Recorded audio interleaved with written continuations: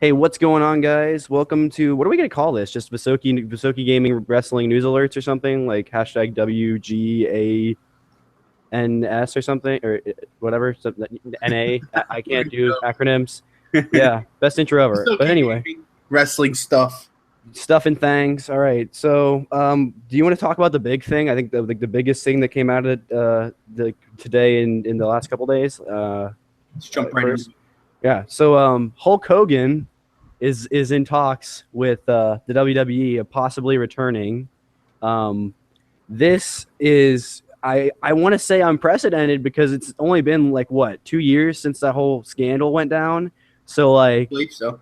Yeah. So and racism is something the WWE has been accused of for years and years and years now, especially by talent. A lot of bitter talent, but also a lot of legitimate complaints from the older superstars like like Teddy Long and others. I guess Ric Flair. Hulk Hogan, I'm coming for you.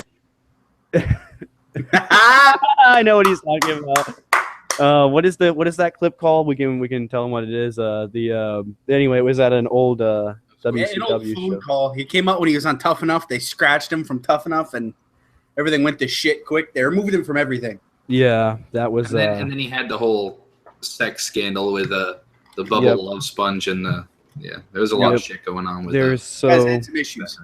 So I want to. So Brady, so you obviously, but like, so what do you think? Do you think this is a smart move, or this is like potentially just make things worse for them while they're kind of in this flux state again, like they were last year? Whether they want to admit it or deny it, Hulk Hogan will always be tied to the WWE. That's all. And the WWE will always be tied to him. It's one of those things. Like you still hear people saying Aaron Hernandez, expatriate. Like, dude, they released him as soon as stuff started happening with him. Yeah, but still, he's always going to be associated with the Patriots. Hulk Hogan will always be associated with the WWE, and as long as he is cool with fixing himself, then why not? I mean, it's like, dude, Charlie, same. But as long as he's shown that he's a new man, then why not? All right, cool. So Charlie, yeah, I think it's one of those things that was eventually going to happen, no matter which way you put it. He was eventually going to come back at some point, and sooner than it feels like it's quick, but at the same time, it has been a couple years. I think they're just going to ease it back in. They're not just going to be throwing them on Monday Night Raw next week, kind of deal, Oh no way! Like I think that this I don't know if I want to say it's a smart move because I don't think anything like this is going to have at least some negative PR from people that are always going to be, especially when you think about stuff like problems like with how much. And I almost wonder though if this could be a huge backlash to the way that the race gets talked about nowadays. It could be pretty black and white for some people. They could be like, oh, that's the scandal that happened. Well, I'm just immediately going to hate this guy forever. But the sex thing, I think that's going to be more the PG side of things is going to clash with that maybe. But I hope they just ignore it completely. That's the best thing they can do. Not mention it at all. Not like make jokes about it like they've done with Ambrose used to be getting drunk all the time everywhere and stuff, over in Japan, like the jokes they made with the Shield. That's fine, but because they were under their guise at the time.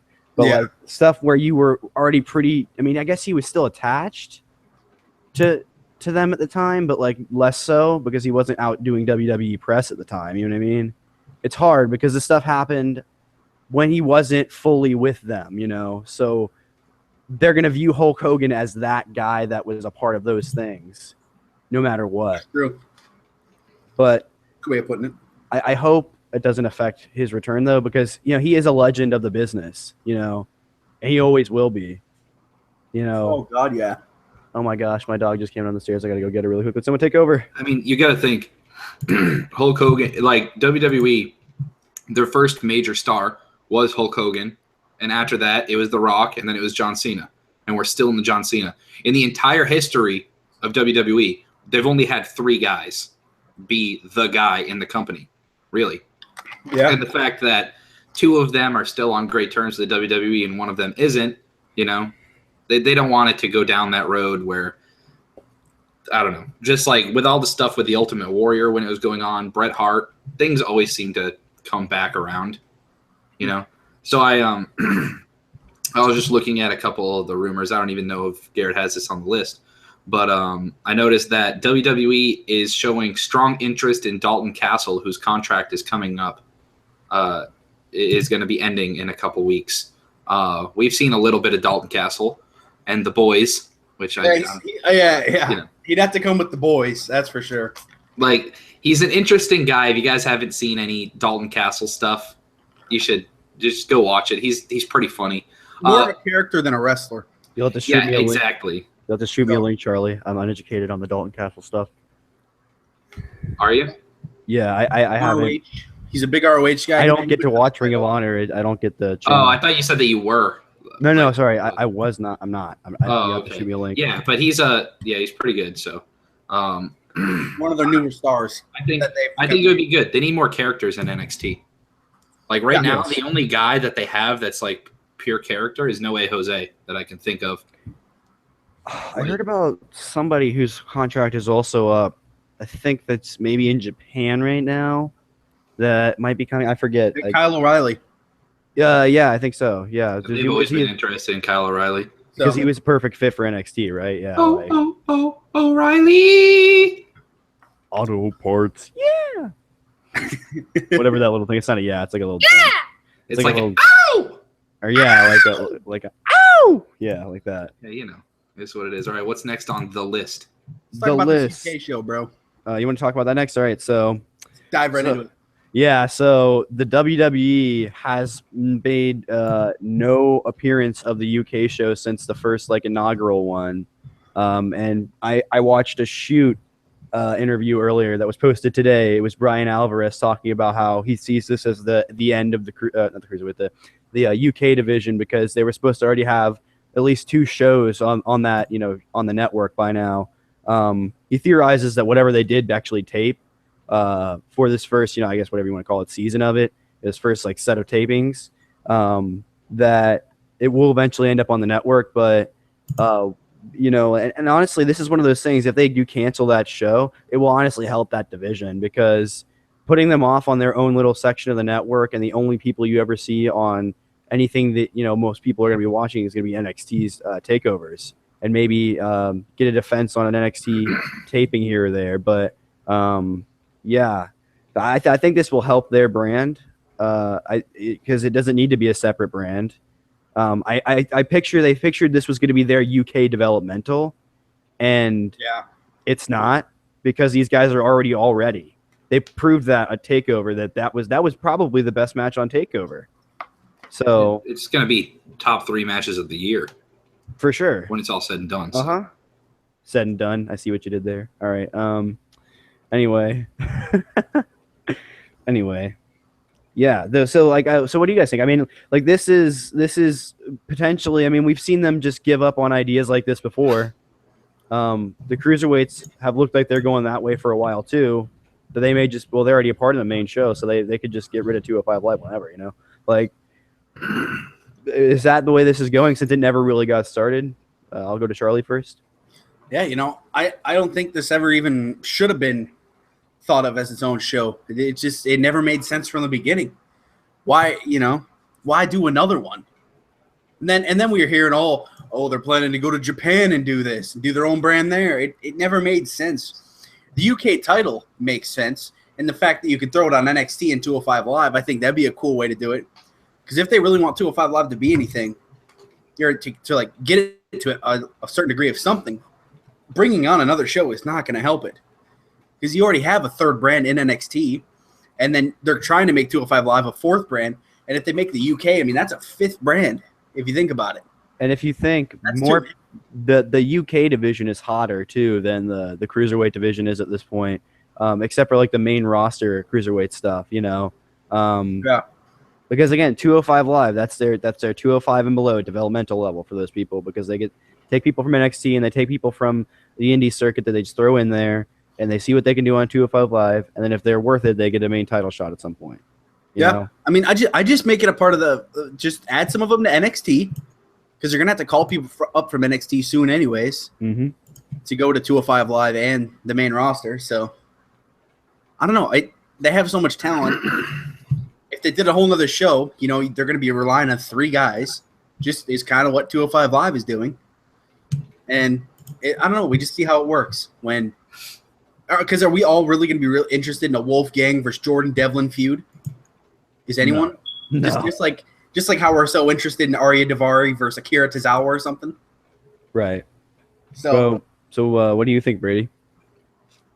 Okay, when I was growing up, we had 2 shows that were on. You had Raw and you had SmackDown. And Monday nights, I wasn't able to watch Raw because it was always a school night when I was a kid. And then SmackDown was on Friday nights, which I was able to watch. So I looked forward to watching SmackDown every week because it felt special. And that was the only time I was able to go see these guys. And even when it was the same rosters on SmackDown and Raw, I really just looked forward to watching it. If you go through right now, you look at what WWE has. You've got 3 hours of Raw. You've got 2 hours of SmackDown. You've got an hour of Total Divas, an hour of 30 minutes of main event, I believe. And then how long is NXT? 30 minutes or an hour? About 45 minutes to an hour, yeah. Okay, so an hour of NXT and half an hour of 205 Live. Yeah. So you're looking at 3, 4, 5, 6, 7, 8 hours. And you got Talking Smack too, which is like okay. So we'll say, Raw talk. we have 8 hours of weekly wrestling to watch. You bump that down to like 6.5 if you were to cut out all the commercials and stuff. Not even, probably 7. So you have 8 hours of stuff to watch, and then we also have 17 pay-per-views in 12 months. So during the thick of it, we're getting a pay-per-view every 2 weeks. So it's like how we always used to talk about, why did people love The Undertaker so much? Because he shows up for a month out of the year. And he was special every time he showed up. If you want to get your wrestling fix, you can get it whenever you want now. You can go on the network. You can watch any pay-per-view that they've ever done. You get to watch Raw on Monday and SmackDown on Tuesday and 205 Live on Wednesday and NXT on Thursday. Or 205 Live's on Tuesday, too. Sorry, 205 Live on Tuesday, NXT on Wednesday, right? Yeah.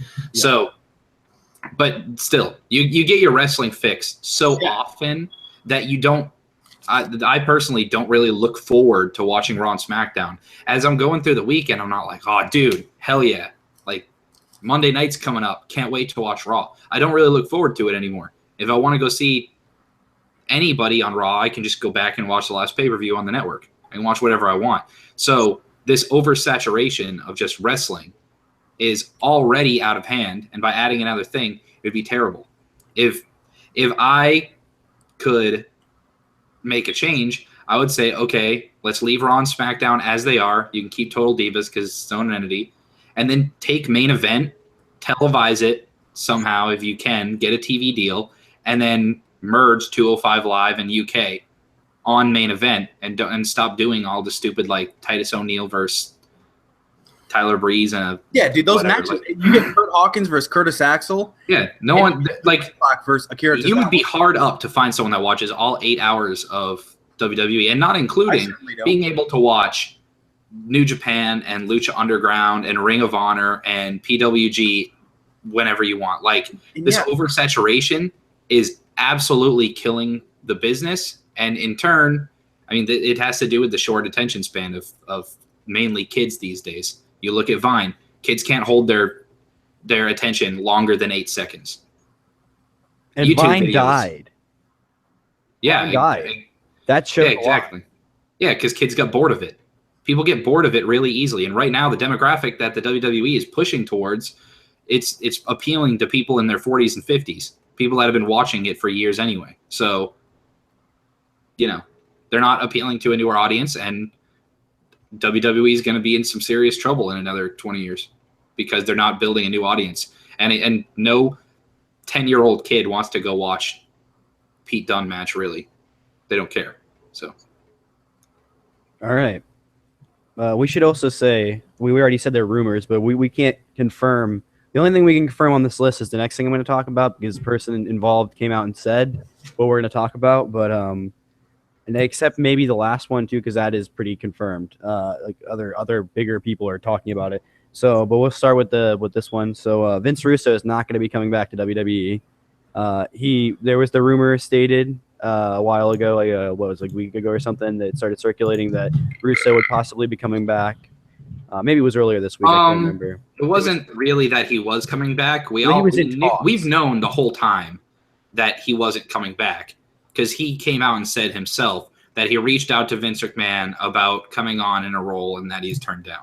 So I don't think I don't think anyone thought that he was actually coming back. No. But for the first day that had started circulating, people thought there was a possibility, and people actually got behind the idea a little bit, like before he came out and said anything. I remember because I saw on the new news show where I got some of this stuff from today. Look at this. Is this a guy that you think Vince McMahon would want to hire back on? I'm not saying they would have done it. I'm saying that there were people behind the idea. This is why he's not coming back. Yeah. There's no... True. Well, that and his ideas suck, too. So many current / former WWE employees kissing Vince's ass. It's embarrassing. What Vince needs is truth. WWE product is not good. # ratings. I want to thank it. Well, at least it's refreshing to know / see that the majority out there still gets it. Vince Russo should have just been Donald Trump's VP. Let's be real.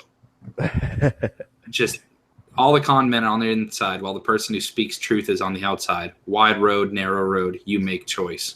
Like, there's a reason, bro. It's just, yeah. Yeah. It makes sense. There's not much there. That's just something that I saw finally a while back, and that we didn't really talk about.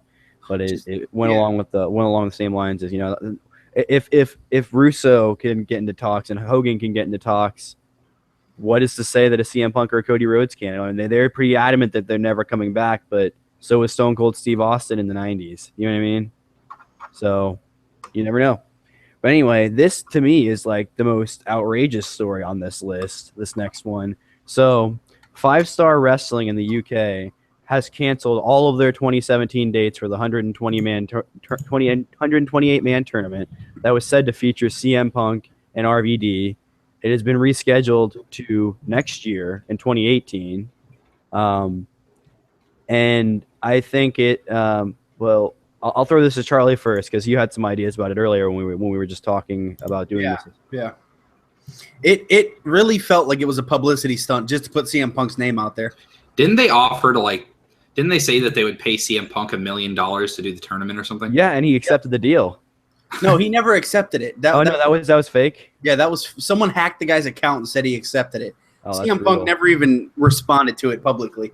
Wow. And you know, it comes off as a publicity stunt in the way that it all went down now, especially that it was canceled. They were trying to get people behind it. They got RVD. That one was confirmed. And, you know, I don't think RVD is a big enough name to pull someone interested to a 128-man tournament for tour dates and everything else that they had going on. I don't think RVD can do that on his own. Punk could. Punk could have. But he probably turned it down privately. Yeah. I mean, the website on their homepage, common questions, there are 2 questions, and one of the questions is, how can I get a full refund? Wow. And the answer is email refunds@fivestarwrestling.co.uk. So what does that say? Yeah, that's supposed to be where all these, you know, it's sad that a lot of the UK wrestlers have to come up through 5-Star. I mean, AJ's even wrestled for 5-Star before, you know. I applaud the tactic of just announcing that you'll sign CM Punk to the tournament. And you said RVD was the only confirmed one? He was the biggest one. Well, I mean, look at all the people that they have listed on this poster, dude. I mean, I don't need to really show it. But I'm just looking at the poster, and they've got Rey Mysterio, Drew McIntyre, Carlito. And McIntyre, obviously. Like so many just faces that I've seen before. John Morrison. John Morrison, he was another bigger one. Johnny Mundo. So, I don't know, man. Yeah, exactly. They were, if you look, they tried to get a TV deal and everything. I don't know, man. It just comes. They overestimated their ability to sell that tournament. Way. You know, that's probably why out there. Do what Progress or RPW are doing. Do Progress. Just do your own thing. Progress knew with Pete Dunne before everybody else knew. You know what I mean? Mm-hmm. Oh yeah, all right. They're making money too, because there anything Done else as their in the dirt champ. sheets that you're seeing out there, Brady? Sorry. Is there anything else in the dirt sheets that we haven't talked about? While he's looking, I want to talk about what Brady said with his 205 Live or with his thing about how there's too much wrestling almost. There really is. Yeah, I don't even think it's an almost. There's definitely Yeah. too much wrestling. And look at all the indie promotions popping up now too. It's a serious problem because all of a sudden more wrestling means we're going to get way lower quality wrestling. We're starting to get way more WWE has decided that they're choosing quantity over quality. All they need is Raw, SmackDown, and an NXT show. That's it. You know, you can do main event for the home crowd. That's fine. And that's what they kind of push it as. But still, you know, there's someone out there that watches it still. They still watch their Curtis Axel versus Titus O'Neil matches. You know, they get their fix in with that. And that's not dogging those guys. It's just they're way lower on the card. And, you know, we have nothing to be interested in them. I feel how they book them. so bad for the crowds at the 205 Lives and the UK specials because, well, maybe the UK is a little different because there's usually good matches. But on 205 Live, I watched an episode of 205 Live not long ago just trying to watch a full week of wrestling, see what it would do. It's not that good of wrestling. And these are some of the bigger names that you would expect there to be putting on 4.5-star matches every night, you know. And they put it on after SmackDown. After. And people are already burnt out. Yeah, they used to film main event. Remember when they had Superstars and main event? They had two minor shows, right? They'd film them both before the show. At least before the show, you have a chance of, you know. Dude. We one of the matches we saw was Jack Swagger against someone, and people popped for Jack Swagger, dude. People were like, "Yeah, we the people." He's way more over than they'll ever admit. Also, you know, as a babyface, than he would ever be as a heel. You know, But if you watch, like you were saying, you already got like 8 fucking WWE shows. Excuse my language. But if you watch New Japan, who has multiple things each like a week, you watch ROH, who has a weekly show. You watch, you know, any of these European ones that have weekly or, you know, not too many things have weekly shows. They're more like events, but still, there's like a couple a month, you know? I mean, think about it, Charlie. If you only were able to watch just Raw every week, how much more excited do you think you would be for Raw?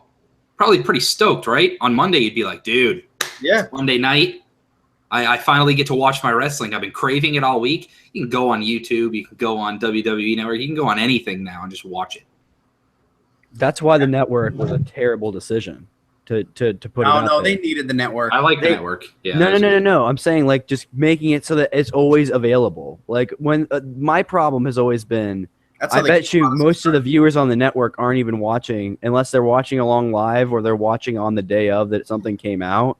They're not going to be like there's way less. I mean, the viewership for live stuff is huge, but like you got to think most of the network time is probably spent on older events.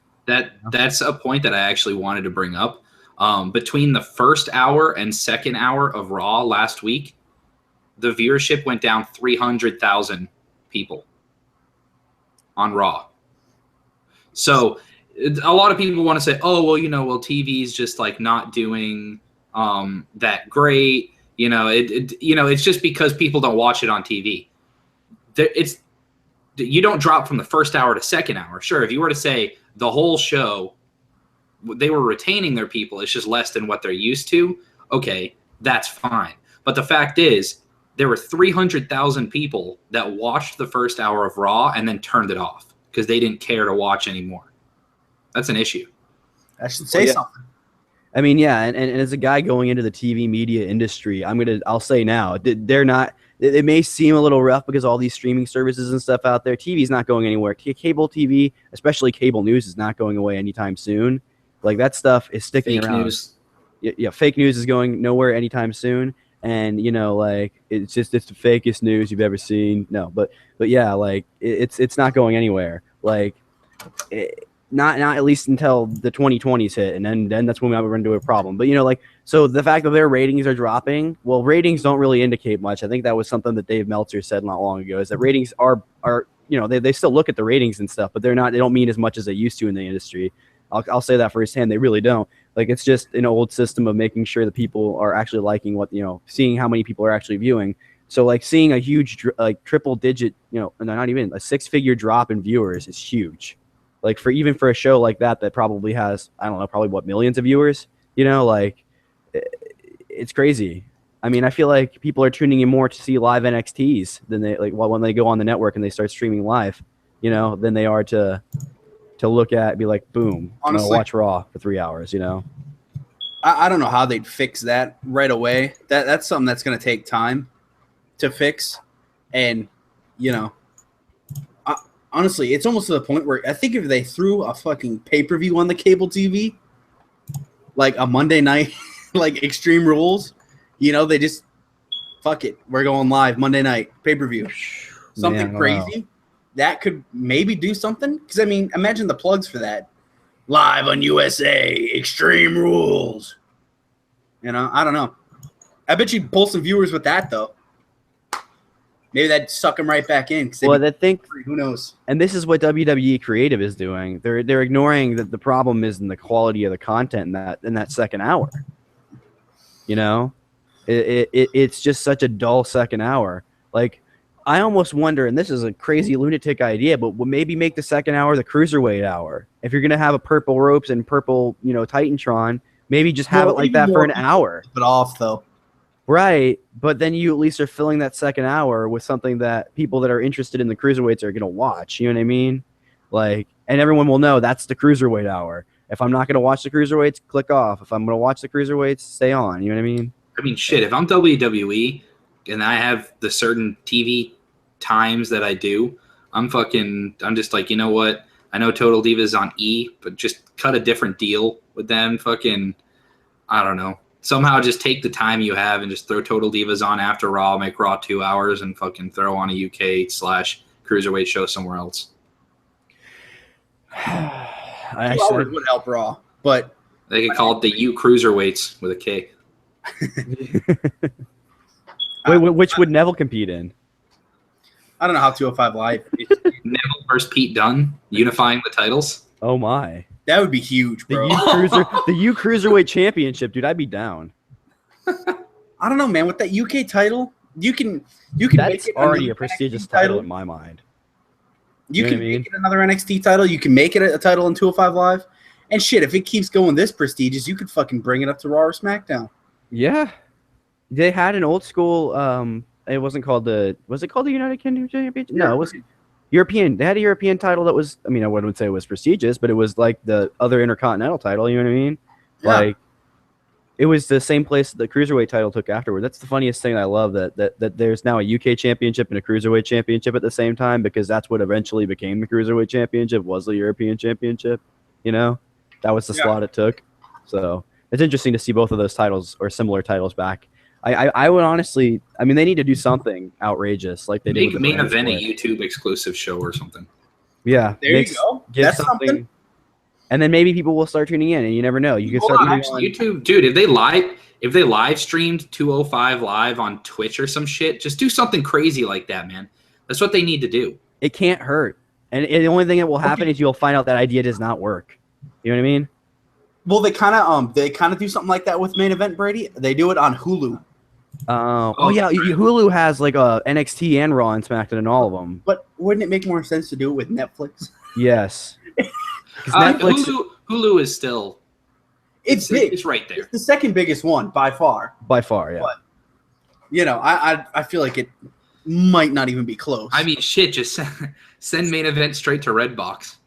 Dude, no. You're on YouTube. $1 rental. That could work. That's why I like how they put the pre-shows on YouTube. Maybe they just stop having pay-per-views and all their pay-per-view events go PWG style. If they kept doing Smoky Mountain Wrestling and kept producing, that's what it was called, right? The parody one? Oh, no. Southpaw Regional. Southpaw. I was like, they need to have an actual wrestling event. Thing. Okay, no, dude, the Southpaw Wrestling, go PWG on it and send that shit straight to DVD.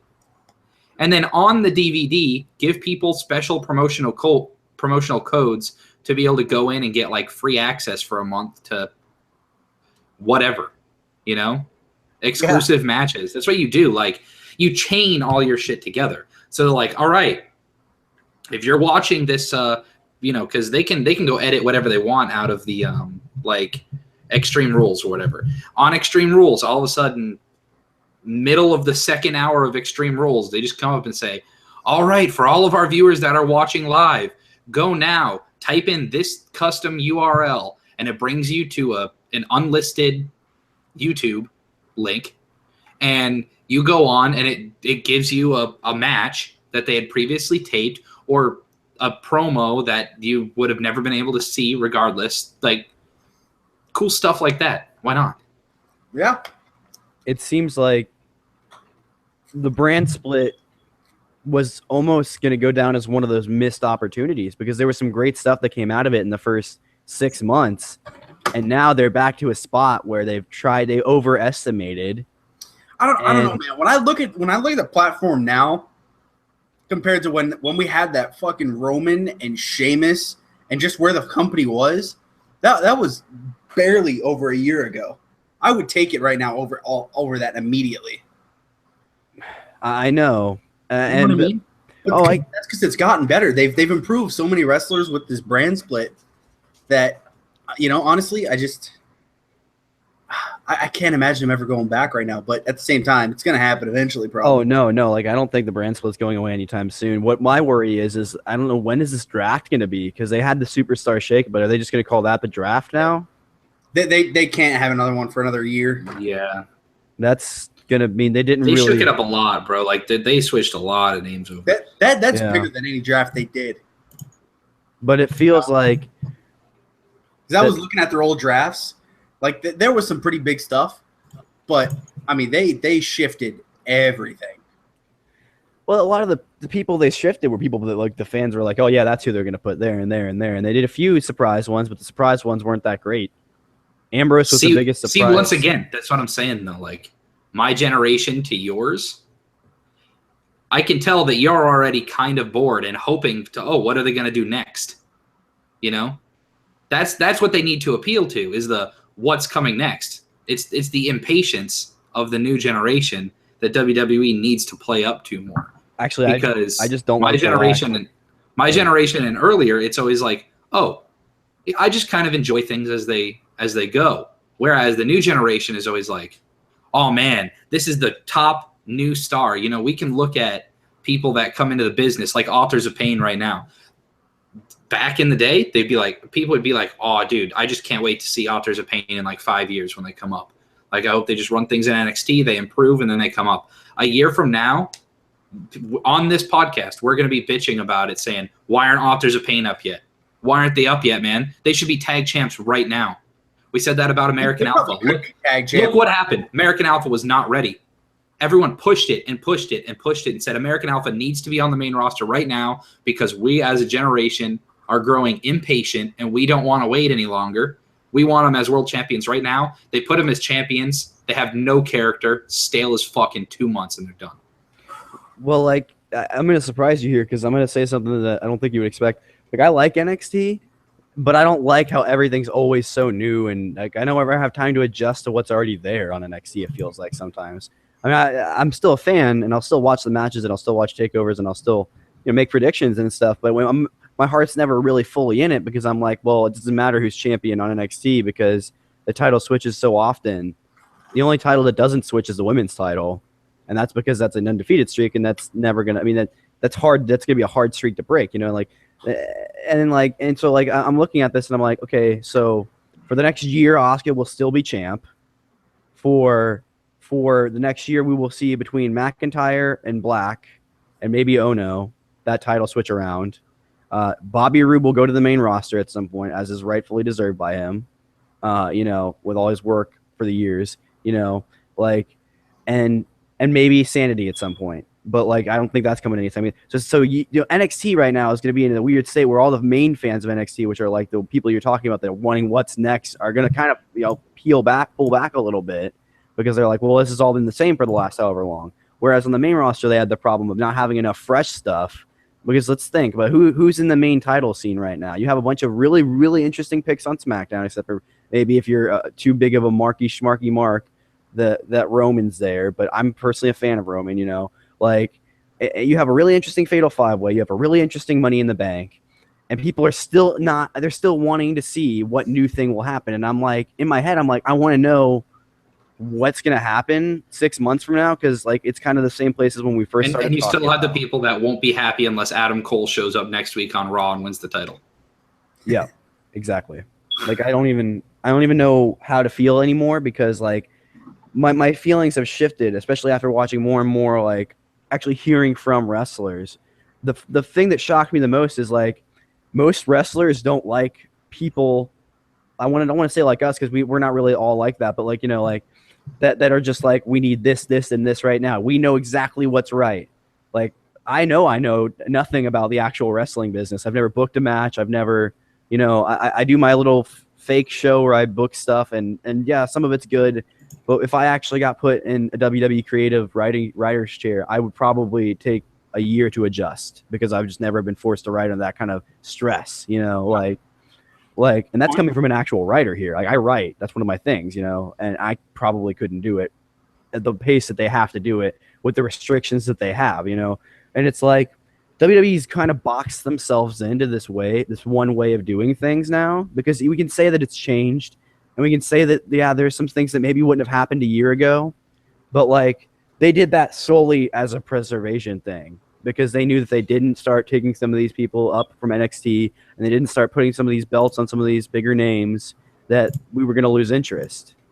So it's like this sort of double-edged sword, where if they go with what they know to do that will work for most of the fans, then most like the actual hardcore fans are going to start complaining. And if we hardcore fans start, you know, getting everything we want, then the fans that are casual are going to start leaving in droves, you know. So it's just this weird, you know, it's rocking a hard place. Yeah, they're in a very hard spot, and the ratings dropping like they are, you know, it's putting some fire on some asses. I think we can all agree with that. Like, there's going to be people that are, you know, they're going to be trying some desperate stuff, because it was wasn't this week the second lowest of all time? Yeah, I think so. Literally all time. Mm-hmm. And there's no Monday Night Football. You know, there's and, you know, I don't know. There's nothing to compete with other than what my grandfather watches all day, which is the World Series of softball college championship. Yeah. And I really don't think that hardcore wrestling fans are fucking watching that overall. Yeah, probably not. You know, so yeah. I have no idea what they could do. All I know is I've been getting interested a little more in the storylines, because they're starting to get a little more complex. That's been the issue they've had. They keep doing these 1 week storylines. Just something as simple as the Money in the Bank buildup. Why not do qualifying stuff? Well, the thing is, everyone knows that they don't really have to follow along. I could stop watching wrestling right now and come back the night after SummerSlam, and I know that it will be all new feuds and nothing will matter from now through SummerSlam, as long as you watch from the Raw after the previous pay-per-view all the way through that pay-per-view. You know that it's going to be the beginning and end of the storyline, and that's it. Nothing else matters. We're getting some more complex ones with the Kurt Angle texting.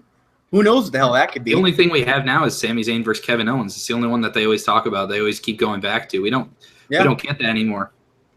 Right. And that's how you really do mixed feuds. Like they try to do these mixed feuds where they'll have just 2 people in 2 feuds be in a tag team match, or 4 people in 2 feuds be in a tag team match. You know what I mean? Like, and it's like that's not really mixing of feuds, because the storylines don't coincide. These are just people that just bumped into each other in the back locker and were on the way down to the ring, you know, because they were on this segment for this person that's also feuding with this other person that you know is going to come out like on every Miz TV or every whatever, you know, highlight reel now. Like, so the problem is it's too cookie cutter at this point. Like they need to, like the Kurt Angle stuff is good, but like what they need to really do is they need to have Sami Zayn and Kevin Owens be an established feud. They need to establish, like Braun and Roman is an established feud. Of course, I can't really mix with that one, but what you need to do is you need to take some of these feuds to be on the same brand that you can just always have, because you'll always be able to have Roman and Braun, you know what I mean? And, you know. They can always bump to a Sami Zayn versus Kevin Owens feud. I remember Brady talking about that. And I guess with the brand split, you had to build back all that stuff up because you've switched the landscapes. But I don't know. It just seems like they had it really, really good for a while, especially on SmackDown. You know, there was some iffy stuff on Raw's pay-per-views, but that's in the past. We don't care really. It happened, you know. And then Mania was solid. And then now it feels like it should be way better, and it's not. It's pretty much the same, you know. Aside from a couple things on SmackDown, it's still a really strong show. And that's always going to be true. But we're comparing this to when it was the best wrestling show on the planet a couple months ago. And it held that caliber for a long time. It held it for like 4 or 5 months. Mm-hmm. To where people were like, oh, my God. From Backlash when AJ won the title to AJ is champion. I mean, to Royal Rumble when he lost the title. Or no, not Royal Rumble. What was it? It was one before that. Whatever that one was. Where he lost the title. It was even pretty good through that because then it went to Cena for a couple weeks, and Cena always excited. Well, Cena's always going to be, you know, Cena's like Roman. He's always going to be remembered as just, you know, really good, you know. But like, honestly, SmackDown started taking a bit of a hit after the Wyatt and Orton thing kind of started really rolling because, you know, that I want to say that's where all this came from. It's not on them. It's how they wrote it with the fucking just. And like he will tell you himself. Wyatt will tell you that you know, like while the spooky stuff is what he's into, it's Mike Rotunda's son. You know what I mean? He gets the business. He said himself he's been training as a wrestler since he was 3 years old. You know what I mean? That's awesome, actually. Yeah, like Mike Rotunda's son. You know what I mean? Like, but like you know, like you know, like it's just like. I seen a picture of Bo and Bray in FCW before they were in their gimmicks. It's pretty funny, but you know, like like it's crazy. But like that feud took SmackDown down a notch. Now it was up like 15 notches, so it's going to take a while for them to actually do anything that would make us uninterested. But I don't think Raw is there. I think Raw needs to pick the right person in this Fatal 5-Way, or the main event scene is just going to look odd. You know. With Brock at the top. Storyline wise, it has to be Finn, but it's not a match that I really care to see. Yep. I don't. What if they just did Brock and Roman now? Would people get behind it? Maybe. They're either going to do Brock and Roman now, or they're going to do it at Mania and have him headline Mania again. So I can't. They can't do that, man. I'm honestly kind of rooting. The closer we get to tomorrow night, I'm kind of rooting for Roman. I mean, I already looked at the odds, so if you want me, I can tell you. Yeah, go ahead. No, kidding. I want the odds. No. I'm gonna be kind of rooting for Roman in that because if we don't get it now, we get it at fucking Mania, like you said. Yeah. You know what would be so stupid if they did?